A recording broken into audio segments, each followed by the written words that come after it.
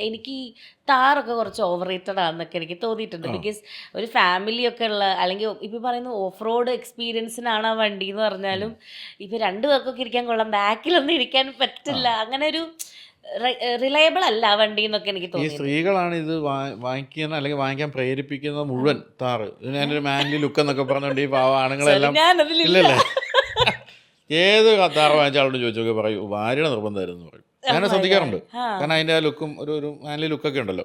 ഈ പ്രശ്നം ഉണ്ട് അതിന്. അത് ശരിക്കും ഒരു 2 സീറ്ററായിട്ട് കണക്കാക്കാവുള്ളൂ. എൻ്റെ ബാക്ക് സീറ്റ് കംഫർട്ട് ഇല്ല, കയറാനും ഇറങ്ങാനും വലിയ ബുദ്ധിമുട്ടാണ്. അത്ര ഒത്തിരി ഇഷ്യൂസ് ഉണ്ടെങ്കിലും അതിൻ്റെ ലുക്ക് അതാണ്. ഇപ്പോൾ ഇന്നലെ കാലം കൂടെ ഞാനൊരു താറിൻ്റെ ഒരു ഉടമസ്ഥനെ ഞാൻ ഇൻ്റർവ്യൂ ചെയ്തു. അപ്പോൾ അദ്ദേഹം പുള്ളി പറയുന്നത് ഇപ്പോഴും ഈ വണ്ടിയുടെ ആൾക്കാർ നോക്കും. ഞാൻ എന്നെ അത്ഭുതപ്പെടുന്നുണ്ട്. കാരണം ഇത്രയും ലക്ഷം വണ്ടി ഇറങ്ങിയിട്ട് ഇപ്പോഴും താറ് പോയി എല്ലാവരും നോക്കും. സത്യം. അതാണ് ആ താറിൻ്റെ ഒരു ലുക്ക് എന്ന് പറയുന്നത്. അതുകൊണ്ടാണ്. അല്ലാതെ ഒരു വളരെ ഗംഭീരമായ ഒരു വണ്ടിയൊന്നും പറയാനില്ല. പിന്നെ ഈ പറഞ്ഞ പോലെയാണ് ഇപ്പം നമ്മൾ കാണുന്നത് റിയർ വീൽ ഡ്രൈവാണ്. 4 വീൽ ഡ്രൈവ് എടുക്കുന്നവരൊക്കെ വളരെ കുറഞ്ഞു. കാരണം ഇത് ആരാ ഇത് ഓഫ് റോഡ് കൊണ്ടുപോകുന്നത് വണ്ടി എടുത്തിട്ട്.